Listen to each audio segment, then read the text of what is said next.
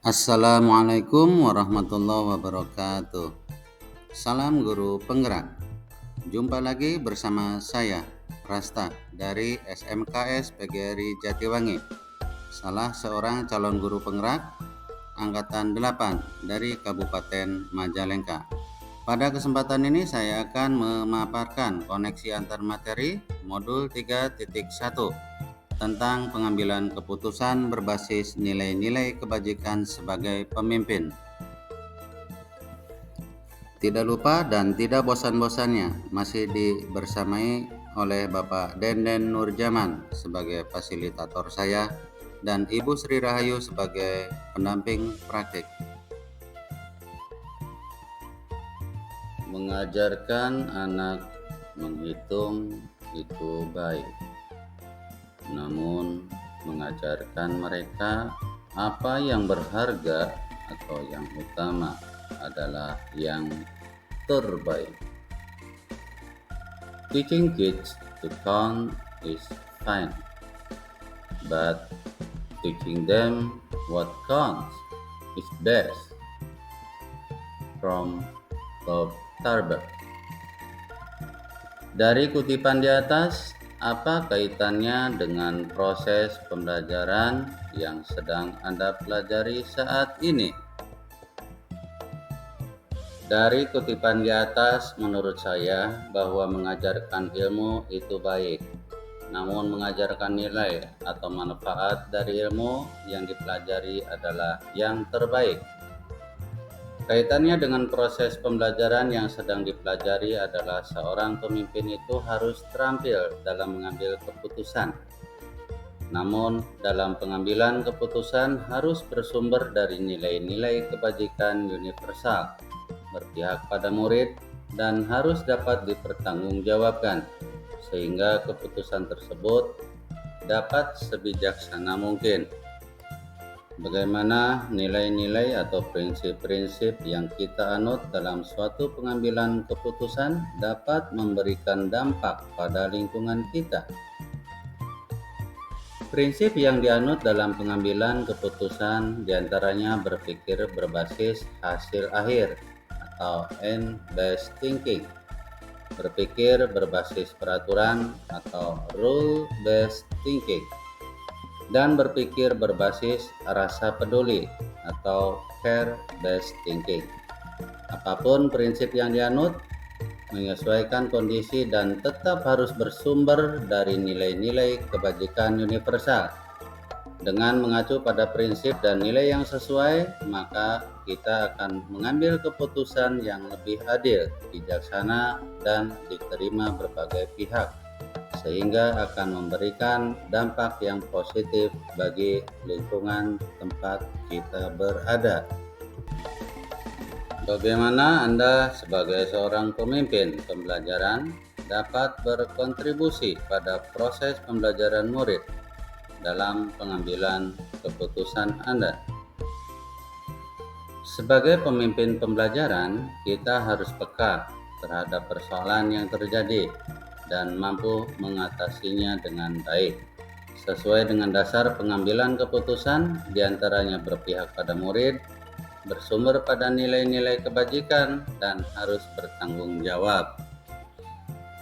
Education is the art of making man ethical. Pendidikan adalah sebuah seni untuk membuat manusia menjadi berperilaku etis. Georg Wilhelm Friedrich Hegel. Maksud dari kutipan di atas jika dihubungkan dengan proses pembelajaran yang telah saya alami di modul ini adalah segala kasus yang terjadi merupakan ajang untuk melatih diri agar menjadi sosok pemimpin pembelajaran pada sekolah yang merupakan institusi moral bagi anak bangsa. Baiklah, saudara-saudaraku dimanapun Anda berada, pada tugas koneksi antar materi modul 3.1 berikut, saya akan melakukan rangkuman kesimpulan pembelajaran dengan mengacu kepada pertanyaan-pertanyaan pemandu yang terdapat pada LMS. Pertanyaan yang pertama yaitu bagaimana filosofi Gadjah Dewantara dengan Pratap Triloka memiliki kaitan dengan penerapan pengambilan keputusan sebagai seorang pemimpin? Proses pengambilan keputusan harus memberikan contoh atau teladan yang baik sesuai dengan Ingarso Sum Tulodo. Keputusan yang diambil harus mampu membangkitkan kekuatan karena berbasis pada nilai-nilai kebajikan sesuai dengan Ingmadjo Mangunkarso.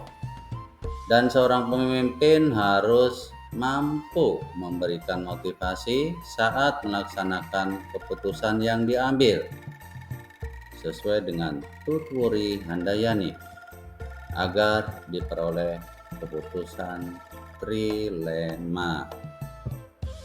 Bagaimana nilai-nilai yang tertanam dalam diri kita berpengaruh kepada prinsip-prinsip yang kita ambil dalam pengambilan suatu keputusan.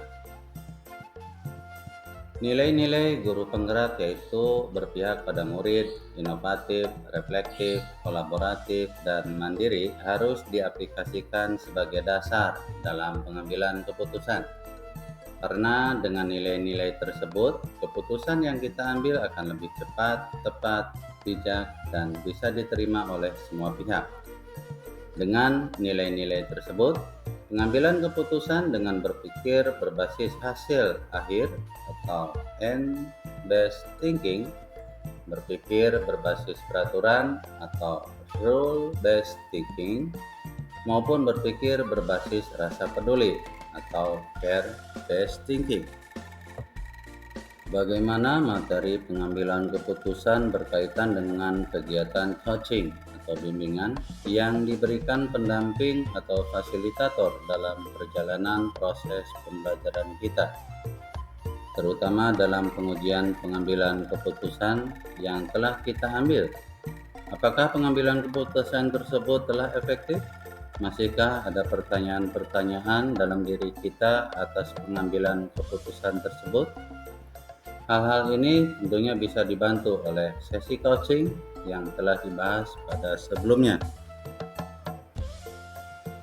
Metode coaching atau bimbingan dapat dijadikan bekal untuk melakukan proses pengujian keputusan secara bertahap menggunakan 9 langkah pengambilan dan pengujian keputusan.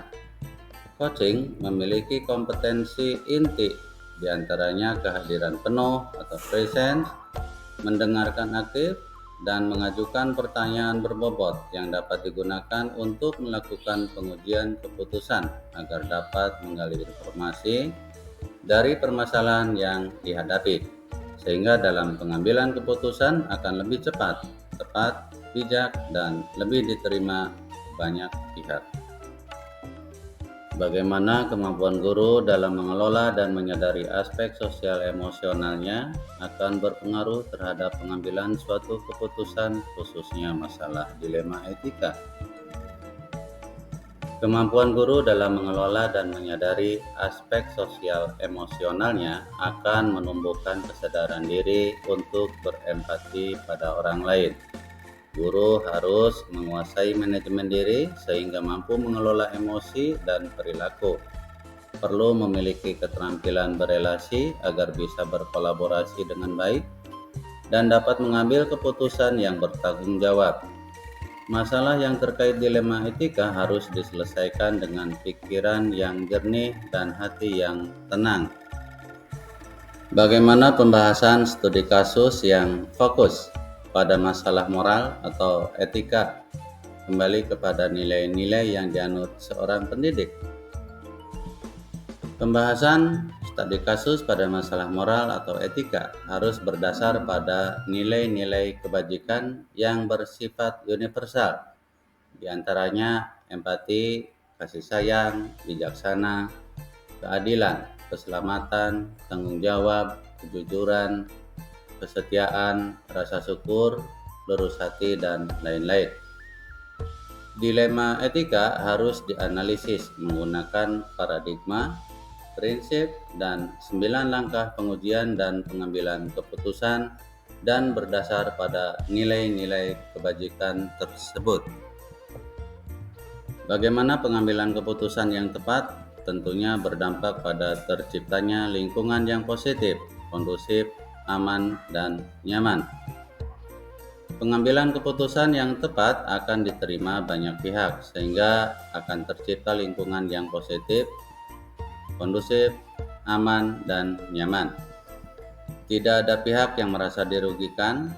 Untuk itu, keputusan yang diambil harus tepat, disesuaikan dengan situasi yang terjadi dengan berlandaskan nilai-nilai kebajikan universal. Apakah tantangan di lingkungan Anda untuk dapat menjalankan pengambilan keputusan terhadap kasus-kasus dilema etika ini? Adakah kaitannya dengan perubahan paradigma di lingkungan Anda? Tantangan yang ada di lingkungan saya adalah adanya perbedaan kepentingan pihak lain yang sering menjadi pertimbangan untuk mengambil keputusan. Untuk itu, saya harus bisa mengakomodir perbedaan itu sehingga keputusan yang diambil bisa diterima banyak pihak. Ya, ada. Misalnya, ketika seseorang memiliki paradigma jangka pendek, maka setelah saya melakukan pendekatan persuasif dan penjelasan terperinci, maka paradigma orang tersebut berubah menjadi paradigma jangka panjang. Apakah pengaruh pengambilan keputusan yang kita ambil ini dengan pengajaran yang memerdekakan murid-murid kita? Bagaimana kita memutuskan pembelajaran yang tepat untuk potensi murid kita yang berbeda-beda? Pengaruh pengambilan keputusan pada pengajaran yang memerdekakan murid adalah murid akan merasa merdeka, nyaman, tidak terkekang, ataupun merasa terjajah dalam proses pembelajaran. Salah satu strategi pembelajaran yang berpihak pada murid adalah menggunakan strategi pembelajaran berdiferensiasi yang dapat memenuhi kebutuhan belajar murid sesuai dengan kesiapan belajar, minat, dan profil belajar murid, sehingga akan tercipta merdeka belajar sesuai dengan minat dan potensinya yang berbeda-beda. Bagaimana seorang pemimpin pembelajaran dalam mengambil keputusan dapat mempengaruhi kehidupan atau masa depan murid-muridnya? Seorang pemimpin pembelajaran dalam mengambil keputusan harus mempertimbangkan berbagai dampak dari keputusan yang diambil, termasuk menyangkut masa depan murid. Oleh karena itu, perlu kehati-hatian dalam mengambil keputusan, terutama harus berbasis nilai-nilai kebajikan dan dengan melakukan pengujian sesuai dengan langkah-langkah yang sistematis, disesuaikan dengan paradigma dan prinsip yang tepat. Apakah kesimpulan akhir yang dapat Anda tarik dari pembelajaran modul materi ini dan keterkaitannya dengan modul-modul sebelumnya? Kesimpulan akhir yang dapat ditarik dari materi modul ini dan keterkaitannya dengan modul-modul sebelumnya, yaitu seorang pemimpin dalam pengambilan keputusan harus berfilosofi pada pemikiran Ki Hajar Dewantara, berpegang teguh pada nilai-nilai guru penggerak, memiliki kompetensi sosial dan emosional atau KSE. Saat proses pengujian keputusan diperlukan teknik coaching agar dapat menggali informasi sebanyak-banyaknya untuk mengambil keputusan yang terbaik. Sejauh mana pemahaman Anda tentang konsep-konsep yang telah Anda pelajari di modul ini, yaitu dilema etika dan wujudan moral, 4 paradigma pengambilan keputusan, 3 prinsip pengambilan keputusan, dan 9 langkah pengambilan dan pengujian keputusan. Adakah hal-hal yang menurut Anda di luar dugaan? Dilema etika dan bujukan moral. Perbedaan mendasar antara dilema etika dan bujukan moral dapat dilihat dari kasusnya. Jika kedua keputusan sama-sama benar, maka termasuk ke dalam dilema etika. Namun, jika salah satu benar dan yang lainnya salah, maka termasuk ke dalam bujukan moral. Selanjutnya untuk 4 paradigma pengambilan keputusan. Yang pertama ada individu lawan kelompok atau individual versus community. Yang kedua ada rasa keadilan lawan rasa kasihan atau justice versus mercy. Yang ketiga kebenaran lawan kesetiaan atau truth versus loyalty. Dan yang terakhir adalah jangka pendek lawan jangka panjang, short terms versus long terms. Kemudian 3 prinsip pengambilan keputusan, yaitu berpikir berbasis hasil akhir atau end-based thinking, berpikir berbasis peraturan, rule-based thinking, dan berpikir berbasis rasa peduli atau care-based thinking. Selanjutnya ada 9 langkah pengambilan dan pengujian keputusan, yaitu mengenali nilai yang bertentangan, menentukan siapa yang terlibat, kumpulkan fakta yang relevan, pengujian benar atau salah, pengujian paradigma benar lawan benar, melakukan prinsip resolusi, investigasi opsi trilema, buat keputusan, lihat lagi keputusan, dan refleksikan. Selanjutnya yaitu hal yang di luar dugaan. Dengan menerapkan konsep-konsep di atas dalam melakukan pengambilan keputusan merupakan langkah-langkah yang sistematis untuk memperoleh keputusan yang tepat, bijak, dan bisa diterima banyak pihak. Sebelum mempelajari modul ini, pernahkah Anda menerapkan pengambilan keputusan sebagai pemimpin dalam situasi moral dilema? Bila mana pernah, apa bedanya dengan apa yang Anda pelajari di modul ini? Pernah. Perbedaannya, saya tidak sistematis menggunakan tahapan konsep-konsep dalam pengujian dan pengambilan keputusan, sehingga keputusan yang diambil kurang mempertimbangkan hal-hal lain yang mungkin terjadi. Saat mempelajari modul ini, ternyata sebelum mengambil keputusan perlu adanya penentuan paradigma, prinsip, dan menjalankan 9 langkah pengujian dan pengambilan keputusan terlebih dahulu dengan dasar-dasar nilai-nilai kebajikan, berpihak pada murid, dan bertanggung jawab. Bagaimana dampak mempelajari konsep ini buat Anda?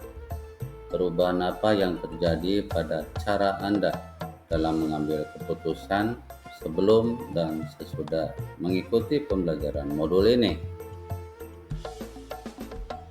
Dampak dari mempelajari konsep ini bagi saya yaitu berkaitan dengan cara pengambilan keputusan yang sebelumnya tidak sistematis menggunakan langkah-langkah apapun. Sekarang setelah mempelajari modul ini, saya dapat melakukan pemilihan paradigma yang tepat, prinsip yang sesuai, dan melakukan 9 langkah pengujian dan pengambilan keputusan dengan sistematis, sehingga pengambilan keputusan dapat dilakukan dengan cepat, tepat, bijak, dan dapat diterima banyak pihak. Seberapa penting mempelajari topik modul ini bagi Anda sebagai seorang individu dan Anda sebagai seorang pemimpin? Sangat penting. Dalam mempelajari modul ini, baik sebagai individu apalagi sebagai pemimpin, karena dalam setiap keputusan akan berdampak besar, baik pada individu, orang banyak, maupun instansi. Setiap keputusan harus dapat dipertanggungjawabkan dengan berlandaskan nilai-nilai kebajikan sehingga diperoleh keputusan yang tepat, bijak, dapat diterima banyak pihak, dan tentunya berpihak pada murid. Itulah rangkuman kesimpulan pembelajaran koneksi antar materi modul 3.1 tentang pengambilan keputusan berbasis nilai-nilai kebajikan sebagai pemimpin. Saya Rasta dari SMK PGRI Jatiwangi, salah seorang calon guru penggerak Angkatan 8 dari Kabupaten Majalengka. Tak ada gading yang tak retak, tak ada kaca yang tak buram, tak ada angin yang tak berdebu, tak ada manusia yang tak hilaf. Mohon maaf atas segala kekurangan. Terima kasih atas perhatiannya. Wabillahi taufik wal hidayah. Wassalamualaikum warahmatullahi wabarakatuh. Salam guru penggerak. Tergerak, bergerak, dan menggerakkan.